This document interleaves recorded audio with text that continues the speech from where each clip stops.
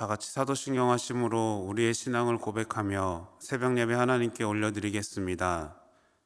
전능하사 천지를 만드신 하나님 아버지를 내가 믿사오며 그 외아들 우리 주 예수 그리스도를 믿사오니 이는 성령으로 잉태하사 동정녀 마리아에게 나시고 본디오 빌라도에게 고난을 받으사 십자가에 못 박혀 죽으시고 장사한 지 사흘 만에 죽은 자 가운데서 다시 살아나시며 하늘에 오르사 전능하신 하나님 우편에 앉아 계시다가 저리로서 산 자와 죽은 자를 심판하러 오시리라. 성령을 믿사오며 거룩한 공회와 성도가 서로 교통하는 것과 죄를 사하여 주시는 것과 몸이 다시 사는 것과 영원히 사는 것을 믿사옵나이다. 아멘.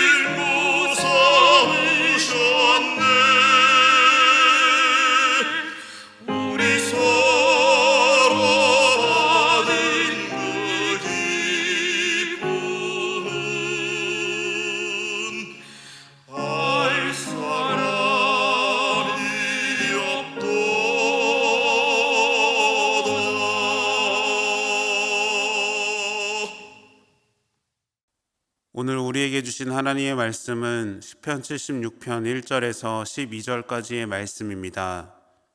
하나님은 유다에 알려주셨으며 그의 이름이 이스라엘에 크시도다.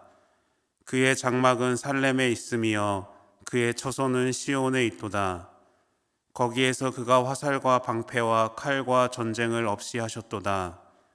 주는 약탈한 산에서 영화로우시며 존귀하시도다.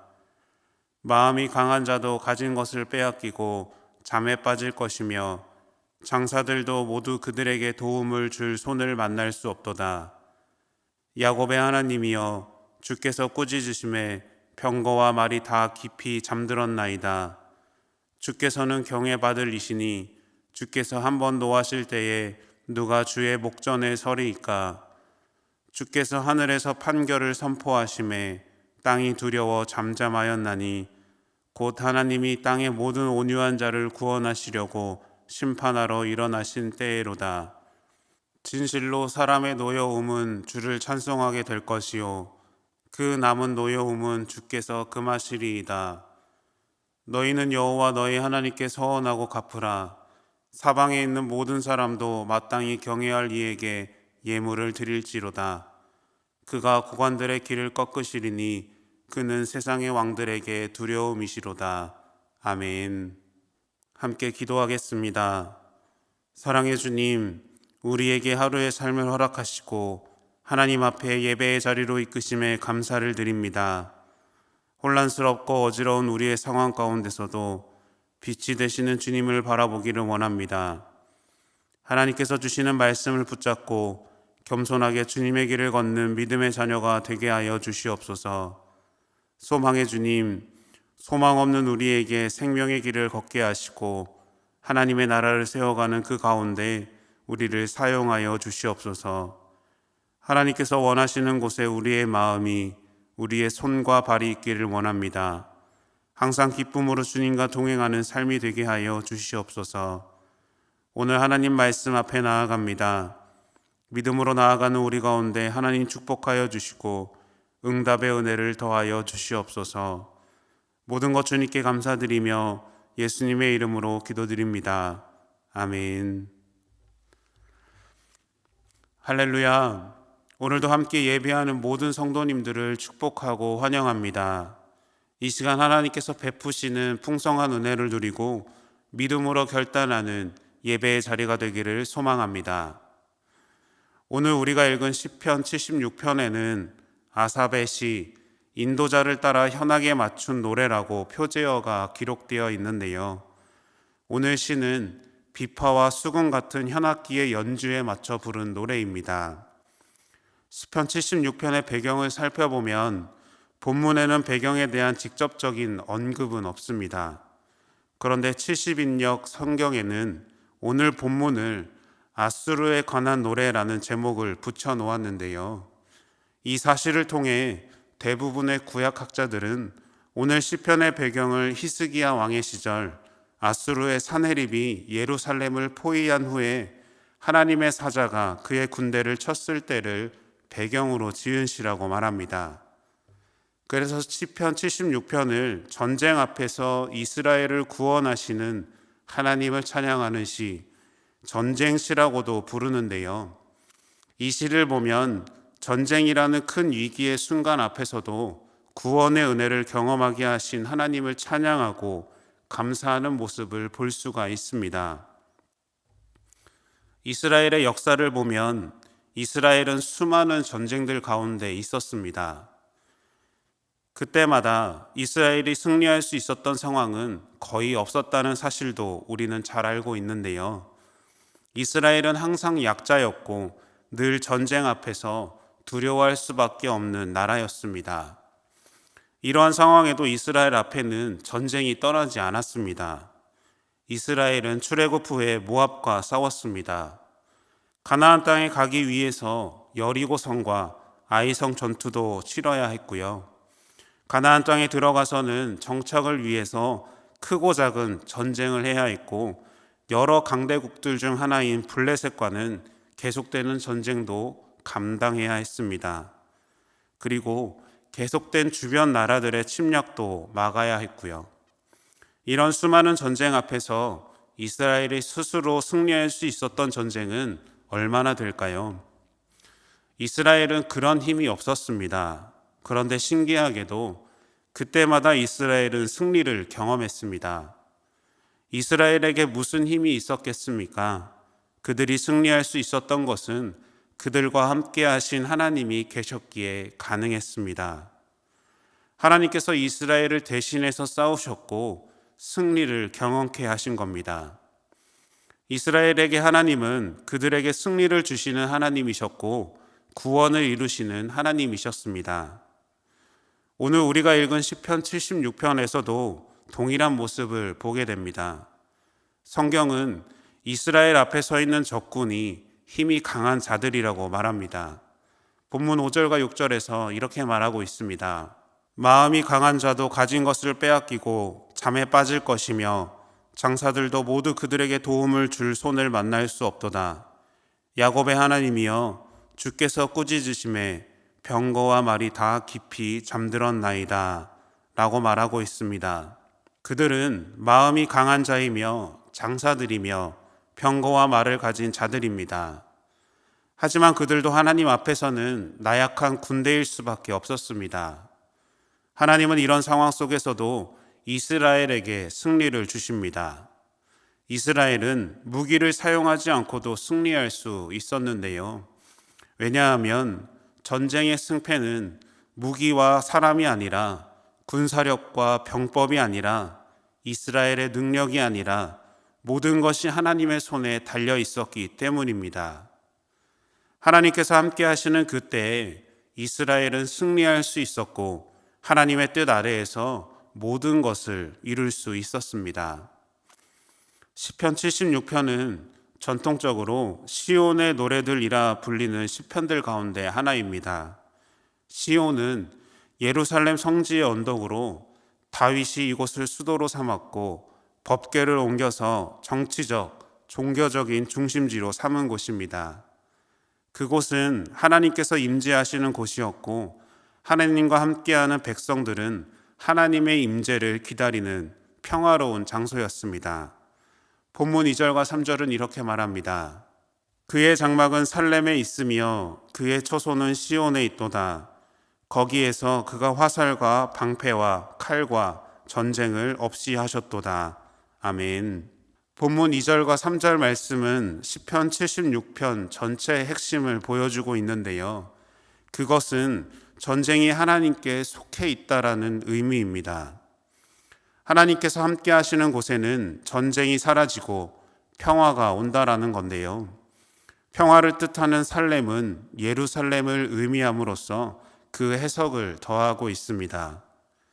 바로 하나님만이 의로운 심판자가 되시며 구원자가 되셔서 사람들의 분노는 사라지고 싸움이 그치게 되는 은혜를 경험하게 된다는 것입니다.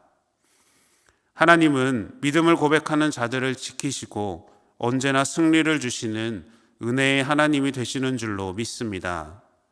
이 은혜를 경험하기 위해 우리는 하나님과 늘 함께해야 합니다.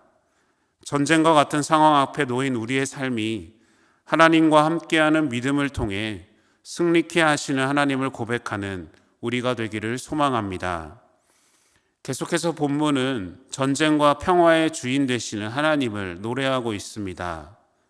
본문 3절에서는 거기에서 그가 화살과 방패와 칼과 전쟁을 없이 하셨도다. 본문 5절에서는 마음이 강한 자도 가진 것을 빼앗기고 잠에 빠질 것이며 장사들도 모두 그들에게 도움을 줄 손을 만날 수 없도다. 본문 6절에서는 야곱의 하나님이여 주께서 꾸짖으심에 병거와 말이 다 깊이 잠들었나이다 라고 말하고 있습니다. 하나님의 주권 안에 승리하는 전쟁 이야기들 중 다윗과 골리앗의 전투를 모르는 이는 거의 없을 겁니다.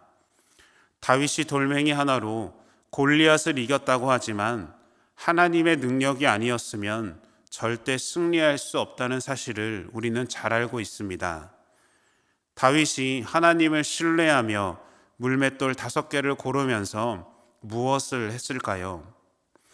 다윗은 땅에 무릎을 꿇을 수밖에 없었고 두 손을 땅에 짚고 엎드릴 수밖에 없었습니다.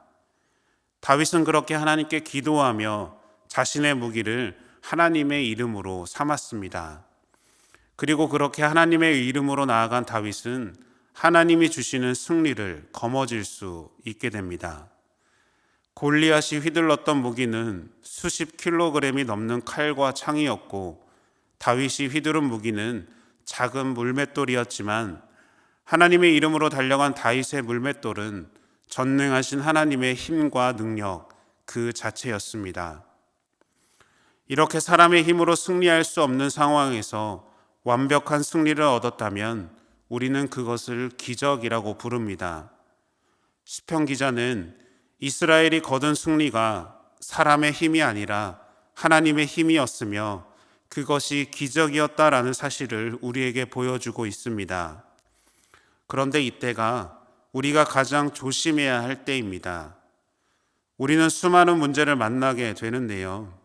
내 앞에 있는 문제와 상황들을 헤쳐나가고 이길 수 없는 상황에서 승리를 경험할 때가 있습니다. 내 생각대로 문제가 해결되고 내 뜻대로 이루어지는 상황을 보면서 우리는 하나님보다 나를 바라볼 때가 있습니다. 하지만 우리에게는 그럴 힘도 없고 능력도 없음을 기억해야 합니다. 우리는 우리와 함께 하시는 하나님을 의지하며 하나님께서 함께 하시는 은혜를 바라보아야 합니다. 우리가 누리는 승리는 하나님의 승리이며 하나님이 주시는 기적이기 때문입니다. 이 믿음의 고백이 우리의 삶에 넘쳐나기를 축복합니다. 오늘 우리가 만나는 전쟁은 본문이 기록된 당시처럼 칼과 창으로 싸우는 싸움이 아닙니다. 우리가 만나는 싸움은 죄와의 싸움인데요. 우리 마음에 일어나는 욕심과의 싸움이며 우리의 신앙을 흔드는 영적인 싸움이 그것입니다. 그래서 성경은 이러한 싸움을 잘 알고 싸우라고 말하는데요. 로마서에서는 우리가 예수님을 믿지만 우리 안에 죄가 있기 때문에 끊임없이 악함과 싸워야 한다고 말하고 있고요. 야고보서에서는 우리의 싸움이 정욕으로부터 나오기에 그것이 드러나지 않도록 믿음으로 이겨내야 한다고 말합니다. 에베소서 6장에서는 우리에게 하나님의 전신갑주를 입어야 한다고 말하는데요. 진리의 허리띠를 띠고 의의 호심경을 붙이고 복음의 신을 신고 믿음의 방패를 가지고 구원의 투구와 하나님의 말씀인 성령의 검을 가지라고 말합니다. 이렇게 영적인 싸움은 우리의 힘으로 이길 수 있는 싸움이 아닙니다. 그래서 우리가 승리할 수 있는 방법은 온전히 하나님을 의지하고 믿음으로 고백할 때 가능한 것입니다. 이렇게 항상 준비되어 믿음으로 싸울 때 우리는 하나님의 은혜를 누리게 될 줄로 믿습니다. 본문 2절과 3절 말씀을 다시 한 번 더 보겠습니다. 그의 장막은 살렘에 있으며 그의 처소는 시온에 있도다. 거기에서 그가 화살과 방패와 칼과 전쟁을 없이 하셨도다. 아멘. 우리에게 승리를 허락하시는 분이 하나님이심을 믿고 어떠한 어려움과 시험 속에서도 두려워하거나 염려하지 말고 담대한 믿음의 자녀가 되시기를 축복합니다. 이 세상을 살면서 하나님을 붙잡고 의지할 때 우리의 모든 어려움과 문제 가운데서 우리는 승리하는 은혜를 경험하게 될 줄로 믿습니다. 하나님을 온전히 믿는 믿음으로 하나님이 허락하신 승리를 누리며 감사와 기쁨으로 나아가는 우리의 삶이 되기를 축복합니다. 그리고 늘 승리케 하시는 하나님을 바라보며 믿음의 삶을 고백하는 저와 여러분들이 되시기를 예수님의 이름으로 축원합니다. 주기도문 하심으로 예배를 마치겠습니다. 하늘에 계신 우리 아버지여, 이름이 거룩히 여김을 받으시오며 나라가 임하시오며 뜻이 하늘에서 이룬 것 같이 땅에서도 이루어지이다. 오늘 우리에게 일용할 양식을 주시옵고 우리가 우리에게 죄 지은 자를 사하여 준 것 같이 우리 죄를 사하여 주시옵고 우리를 시험에 들게 하지 마시옵고 다만 악에서 구하시옵소서. 나라와 권세와 영광이 아버지께 영원히 있사옵나이다. 아멘.